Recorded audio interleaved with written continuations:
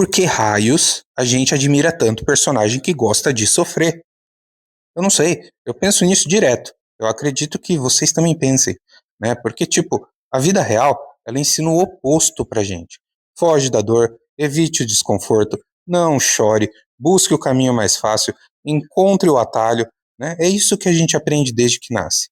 Mas daí você liga um anime, ou sei lá, você gosta de ver filme, liga um seriado, e aí você acaba torcendo justamente pelo cara, pelo personagem que escolhe o caminho mais difícil a seguir. Não faz sentido, né?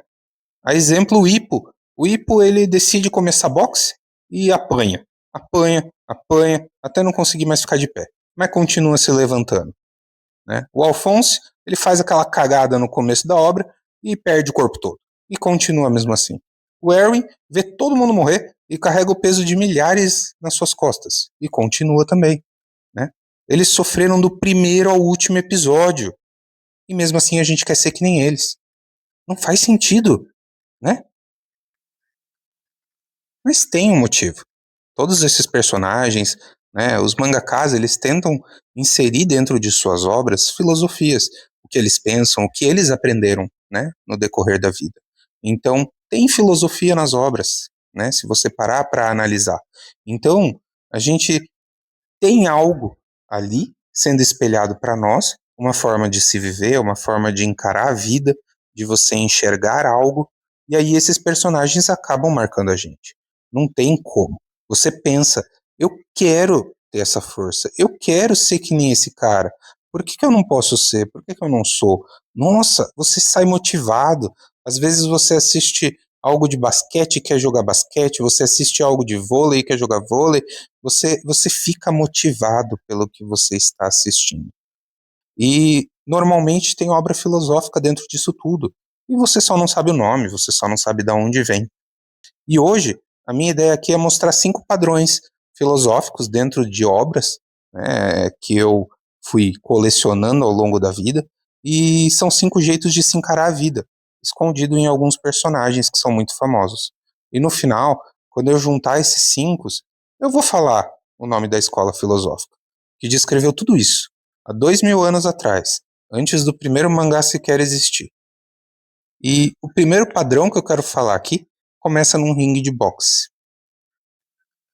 Makunouchi Ippo. É o garoto mais improvável do mundo para virar protagonista de mangá de luta. Não, é sério. Quem assistiu sabe o que eu tô falando. O cara era tímido, ele sofria bullying, apanhava voltando da escola, ele era filho de pescador, passava a tarde toda ajudando a mãe no barco, em vez de fazer amigo, né? E ele entra no boxe para responder uma pergunta.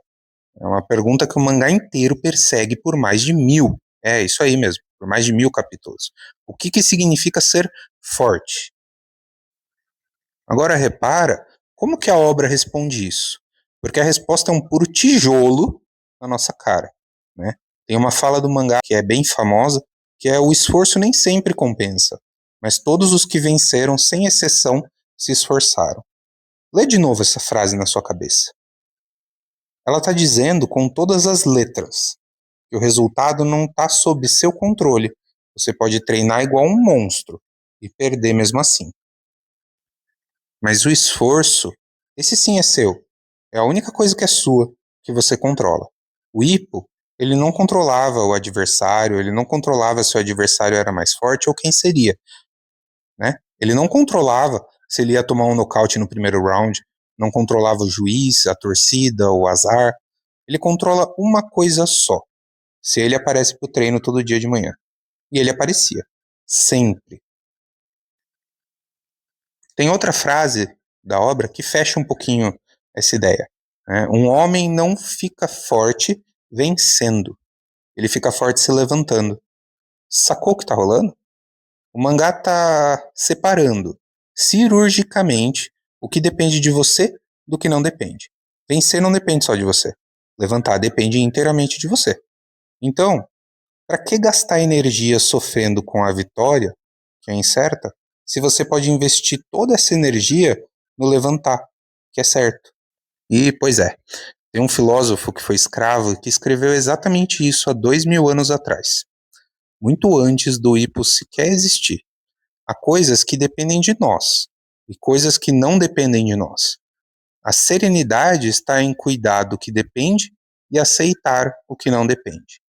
Esse cara, o Epiteto, né, ele dizia que a origem de todo o sofrimento humano é uma confusão só, porque a gente sofre tentando controlar o que não dá e esquece de cuidar do que dá. O Hippo, ele nunca leu nada de filosofia na obra, ele foi descobrindo tudo sozinho, mas ele é basicamente esse filósofo com uma luva de boxe. Esse é o primeiro padrão que eu queria falar. Foca no que depende de você e solta o resto. Agora vamos para o segundo padrão. E esse é um pouco difícil de engolir, tá? Porque não é só aceitar a desgraça, é amar a desgraça. É realmente amar o que aconteceu na tua vida. Amar o que está acontecendo. Calma, eu sei que é loucura, mas deixa eu te explicar. O Alphonse Elric, de Fullmetal Alchemist, ele é um personagem que perde todo o seu corpo logo no começo da obra, fazendo uma cagada. E a alma dele fica presa numa armadura de metal. Pensa no horror disso, né? Por um segundo. Ele não sente o vento, ele não sente o gosto da comida, ele não consegue dormir, não consegue sentir o abraço de ninguém.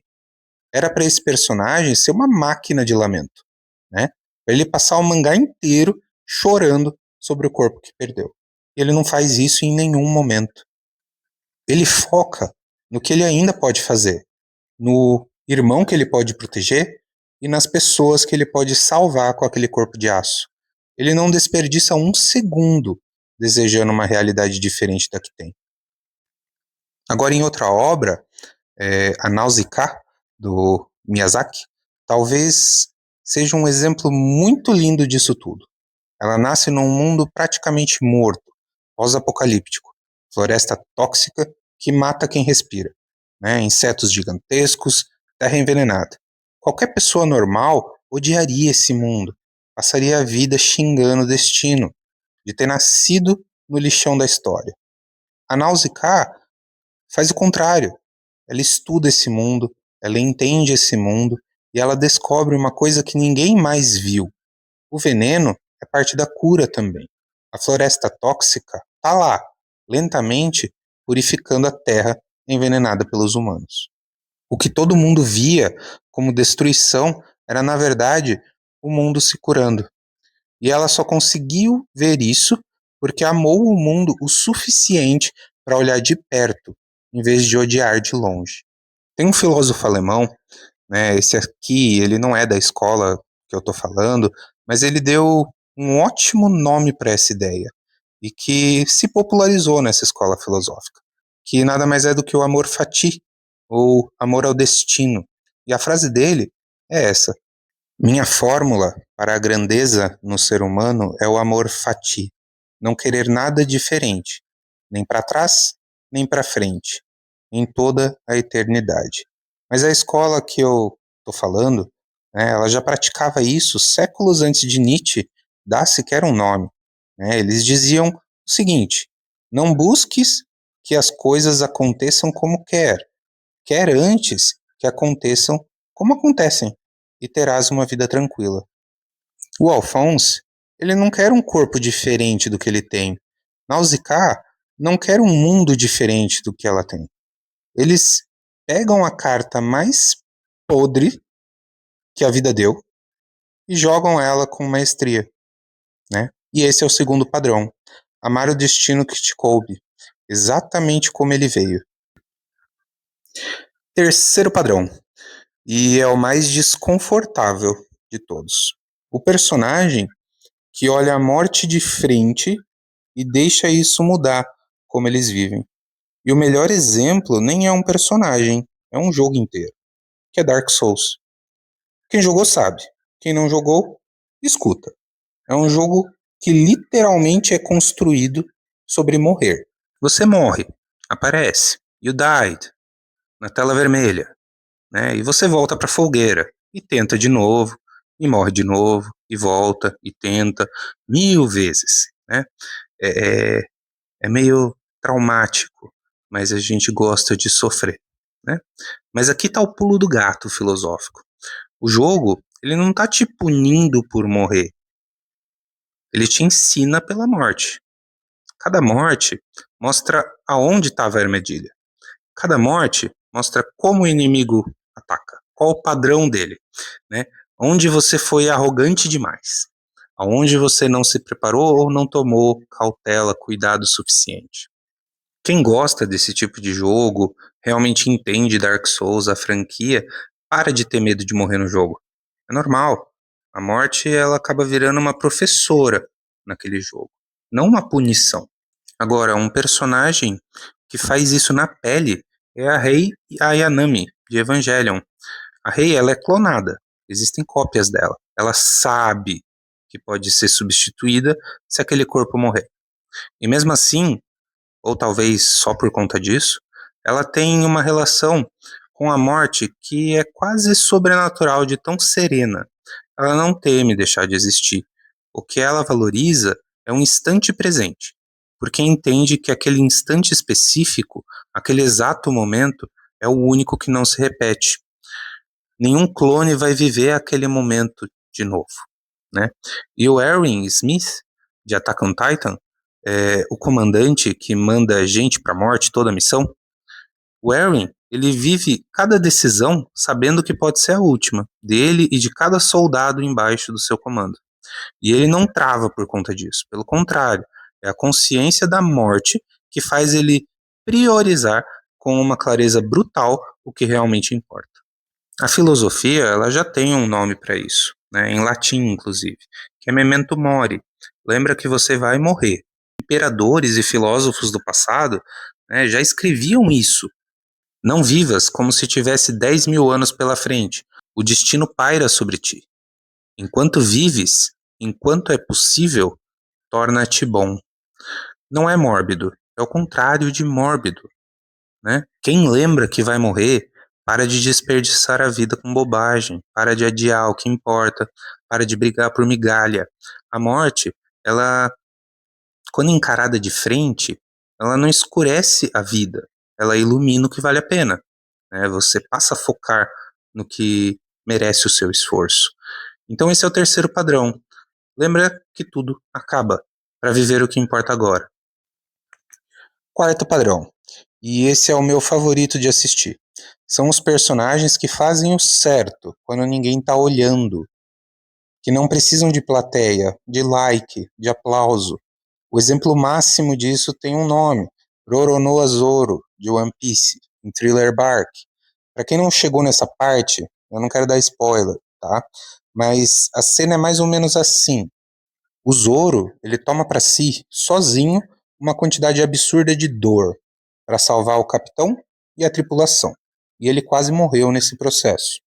E quando o outro aparece, né, depois que ele já passou por tudo isso, perguntando o que diabos aconteceu ali, porque a cena é absurda, sangue para todo lado, o Zoro ele simplesmente responde com duas palavras: nada aconteceu. Isso, isso mesmo, nada aconteceu. O cara quase morreu por todo mundo e a recompensa que ele quer é exatamente nenhuma. Ele não quer crédito, ele não quer gratidão, não quer que ninguém nem fique sabendo. O certo foi feito. Ponto. Acabou. Isso é a virtude no estado mais puro que existe. Fazer o bem não pela recompensa do bem e não apenas quando estão te observando, mas porque fazer o bem já é uma recompensa. Spike, de Cowboy Bebop, é desse mesmo jeito, né? Ele age por um código interno, que não precisa que ninguém valide, não tá nem aí pro que pensam dele, e faz o que acha certo, e segue a vida. E o Aizawa, de My Hero Academia, o professor de olheira que ninguém valoriza direito, nunca buscou fama de herói. Aparecia, fazia o trabalho, protegia os alunos e ia embora sem alarde. E era o herói mais eficaz da escola. E tem uma ideia central nessa filosofia, onde a virtude é o único bem que vale por si mesmo. Cultivar as virtudes, as diferentes virtudes, não pelo que ela traz, mas porque ser uma pessoa íntegra já é o prêmio. E tem uma frase do imperador Marco Aurélio muito legal, que é: não perca mais tempo discutindo como deve ser um homem bom. Sejam. Exato. Não fale sobre isso, não poste sobre isso, não escancare o que você está fazendo. Apenas seja. O Zoro, Ele não escreveu um textão sobre o sacrifício dele, não postou no LinkedIn, não postou no Facebook, no Instagram. Não. Ele só falou, nada aconteceu. E acabou ali. E esse é o quarto padrão. Faça o que é certo porque ele é certo. Sem plateia, sem recibo. Agora a gente vai para o último padrão, e esse é o mais contraintuitivo de todos, né? Que são os personagens que pensam no pior antes dele acontecer. De novo, o Eren já tá com o Titan, porque ele é mestre nisso. Antes de cada missão, ele já calculou quantos vão morrer, o que pode dar errado, qual que é o plano B, C, D, e ele não faz isso por pessimismo. Ele faz isso porque, se o pior acontecer, ele já sabe o que fazer. Enquanto os outros entram em pânico, né, ele já tinha vivido aquele cenário na cabeça dele 1000 vezes. Para ele, o desastre não é uma surpresa, é um dos scripts conhecidos.